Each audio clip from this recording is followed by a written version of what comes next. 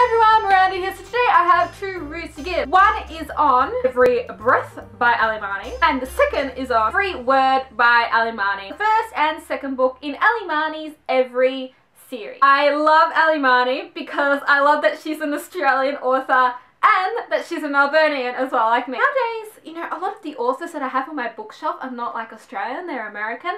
So to have an Australian author, it's so good, and to have the whole book series, or except the second book really, but the first book based in Melbourne, and to have that kind of Australian slang brought into the writing as well, is just absolutely brilliant. Oh my god, I just love it. So how this review is going to work today is, firstly, I'm going to talk to you about the first book, Every Breath. For those of you that have not read it, I will give you kind of like a non-spoiler review on it, and then I'll go on to discussing spoilers for this book. Once that is done, I'll go to Every Word, do what I did for Every Breath. Every Breath. If you're Australian, you've probably seen this in Demics and all of the bookstores. I remember I used to be a bit hesitant about picking this up. I wasn't kind of into the whole crime fighting thing. Until I gave it a chance, I just saw, oh my god, Marney has just totally gotten me into the whole teen crime fighting thing, and I absolutely love it. If you're a YA reader and you're interested in thriller, crime-fighting teens, a bit of adventure, attraction between the two main characters, also a bit of mystery, I suggest you pick this book up. This book tells the story of Rachel Watts. Rachel is like a country girl, and recently, like 4 months ago, she's moved to the city of Melbourne in Australia. Of course, living in the country your whole life and then suddenly moving to the city of Melbourne, you kind of feel a bit out of sorts with everything. So Rachel kind of feels a bit out of place, you know, with being in the city and living the city life. The time that she's been here, she's met a guy, and this guy is called Mycroft.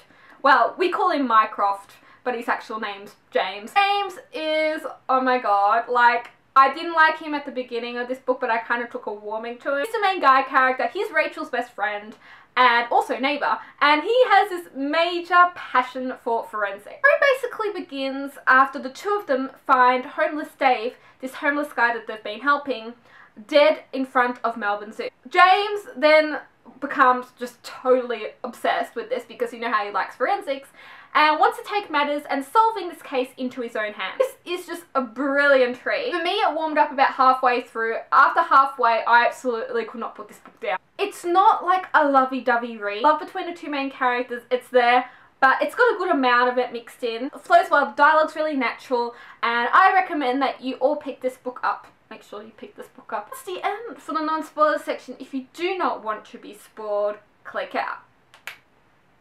Let's talk Every Breath. Like I said before, this book was just amazing. I really loved it. I love the whole I'm a teenager and I'm gonna kick some ass. Some of the events, especially halfway through, you think, how can like a normal 17-year-old, 18-year-old be doing this stuff? The beginning of this book, I don't know, for me it was a bit hard to read. I found it really hard to warm to the characters, but however, I was starting to get used to them. I think it just takes me a while to get used to characters in books sometimes. I really loved these two main characters. I thought they were brilliant. For me, Rachel Watts as a character, I really enjoyed her. And she was so kick-ass, she was so determined, and she was just a really strong character, a strong female to have in a book.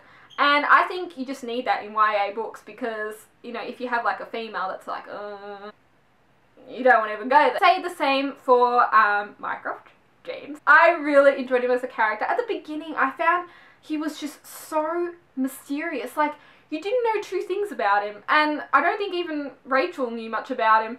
Because, you know, his whole life's kind of down pat and secret. And the fact that he knew everyone kind of in the neighbourhood, you're like, okay, does this dude have some ties? You know, what's kind of up with him? And, you know, his family at home's very kind of dysfunctional, and, you know, he hardly sees his aunt that he's living with. But then as the book goes on, he starts to open up, and especially in the second one, and that's when you really kind of start to love him. And I also really love their nicknames for each other, the way that they call each other by their last names. I thought it was just the coolest thing. It begins, we have Mycroft, and he's just been in the fight.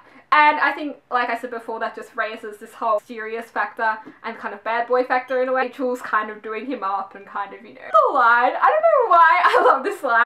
Yeah, you finished fine at the dinner. So, completely natural. The fact that they're using Dettol to wipe his things is just like, so Australian. Like, the Dettol references. The Dettol reference also like, I glanced over and it's a half-naked boy barely a foot away, taking up all my vision. The ditto falls from their hand. This freaking dead. The story really starts to warm up and kind of gets its whole gist when we find out that Homeless Dave is dead. I felt sorry for Homeless Dave, even though you kind of don't even know who the hell Homeless Dave was. You kind of cry in a way because you're like, oh my god, he's dead. I didn't even know him. I really love, and I find it kind of cute, even though it's kind of a bit morbid, but the fact that Mycroft, you know, really gets into this. What? The police will be here soon. You have to help me with something. And then Rachel's like, Help me with what? You've got to help me document this. Pictures. I want pictures. here you have this dead guy just lying there, and you want photos of this dead guy on your phone. Totally obsessed. It's kind of cute in a way, but even though it's morbid. Take the photos, but I found it so funny when Rachel was like, because she relates a lot of things back to her country life, and she was like, I was thinking it reminded me of when we butchered a sheep last winter. so after they want to take matters into their own hands. I really love how, even though they're teenagers, they're going to solve this and they're really determined to. The whole time they end up solving this, I think they are so much better at freaking solving this than the police are. Like, Mycroft, his brain, I don't know how it's wired, but the way he solves things is just absolutely unbelievable. The way Mycroft's able to get from the photos, he's like, The photos aren't conclusive, but it's also like as if his hands are unmarked. No defensive routes. He can't have been attacked from the back because the tree behind him is too wide to reach around, so they must have come from the front. But if someone's being attacked like that, they've raised their hands to defend themselves. Dave should have had marks. Cuts probably on his hands, but there's nothing. His heart has already stopped beating when he was slashed. Whoever killed him, killed a dead man. how can you get that all from the one photo? I have no idea, but this guy's a genius. I love when, you know, Mike takes them to Detective Pickup. I feel really sorry when he has to deal with these two teenagers. And, you know, his character, I have like a love-hate relationship with him, but by the end of this book, I really enjoyed that Detective Pickup. When they actually make it in and actually see the body, I'm just like, two teenagers, ugh. But trust Ellie Marney. Her and Mycroft have this argument. They get quite close at the end of the chapter. I'm just like, see, the romance is starting to happen. And I do agree with Rachel, like, the police probably let them in because, you know, he felt a bit sorry for them. I kind of felt sorry for Mycroft because I'm like, well, he's really determined to figure this out. It is true what they have said, like, you've got to find the dog. Rachel then remembers something Dave said to her, and then she goes to the RP. Kind of realizes that she does care, kind of faints a bit, and she meets John, and John works in the labs of the zoo. And here I'm just like, John. Something's fishy about John. Yeah, I don't know why, I still felt fishy about John and what he did for her. I had this little thing going on about John. Mycroft then gets arrested, they make up. But as the book goes on, after that, we find out more about Mycroft and how his parents died, you know, in this motor accident back in England. Like the first time you really got to see more of him as a character. What's he actually hiding? You know, what's this guy hiding? This kind of with the romance is when he helps her put the photo album back on the shelf. I mean, all you had to say was in chapter 12, Mycroft's hands cover mine and his long body stretches up behind me. He's still one from his bed. I love how these two characters, after they have their little romantic moments, suddenly they like snap out of it and they're on to the next big thing, which I really love, and it's a different pace with the whole romance thing, and that's what I really enjoy about these books. Heart-racing moment is when they go to that mural. Rachel freaking nearly dies and then Mycroft saves her, and I think that's the real moment when there's like a real connection between the two. One of the funniest bits is when Rose Marina freaking kisses Mycroft as soon as, you know, they see each other, and then Rachel's just like, but their first kiss, I was just like, oh my god. Just like, you know, wants to test the theory and just kisses Rachel. I'm like, yeah, bullshit. You actually really wanted to kiss her because I think you're growing feelings for her. The OMG moment when we found out that John killed Dave. Knew it. Oh my god. And the fact that John freaking brings them to the lion's den.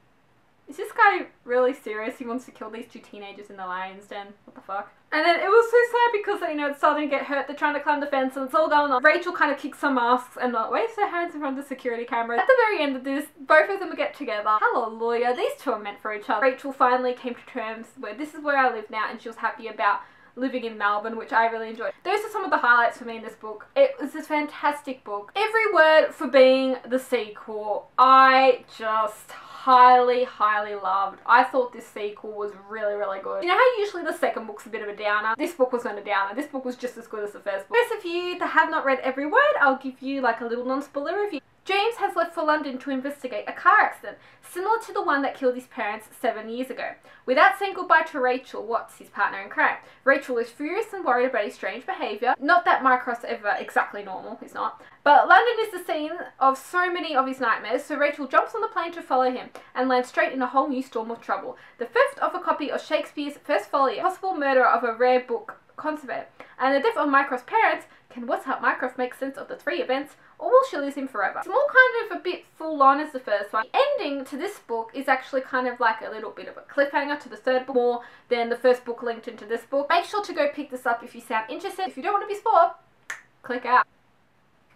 Let's talk. 8 weeks have passed and I absolutely love Mycroft and Watts as a couple. When they have those moments together, you're just like, ooh. They reflect the best in each other, and I think she's the only type of girl that can really stand Mycroft. One of the first things, let me just say, in this book is I really enjoyed hearing about Mike. I really love Rachel's big brother. Oh, he's just the best big brother. Like, seriously. I love the fact he's dating Alicia. I really love that because I thought they were really cute. So funny when actually Rachel walks in on them having I'm just like, oh my god, that was actually really, really funny. I really liked Mycroft at the beginning of this book, but then, you know, he gets it into his head again when he finds out about, you know, this fresh kind of case that's similar to what happened to his parents in England. And then I hate how he just shut off from Rachel. When they had that kiss in the bathroom, it was almost like a kiss goodbye. I'm just like, oh, because he's cute how he really likes his forensics, but sometimes he becomes a bit too over-obsessed about his forensics. The fact that he didn't even say goodbye to Rachel, he just text messaged her.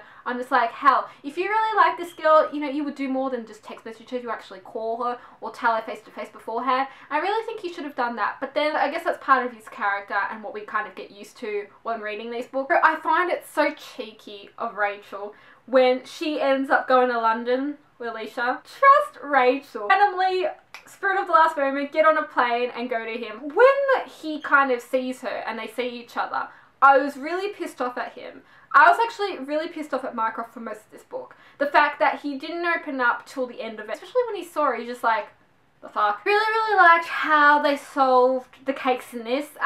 You know, the case of the folio and who's got the folio. Very emotional actually how this case was similar to what happened to Mycroft's parents, like with the car. It kind of really annoys me how they break up in this book and then all of a sudden, you know, Mycroft will come back to her, you know, kiss her. And my favourite line with Rachel in this book is, are you even sure how you feel? Because I don't think you are. I'm not even sure myself. And I think that really makes him think and kind of there's a new side to him. As, again, like every breath, Rachel takes matters into her own hands and she pretends to be Natalie. It's like, oh my god. Instead of John in this book, we have Paul, the security guard.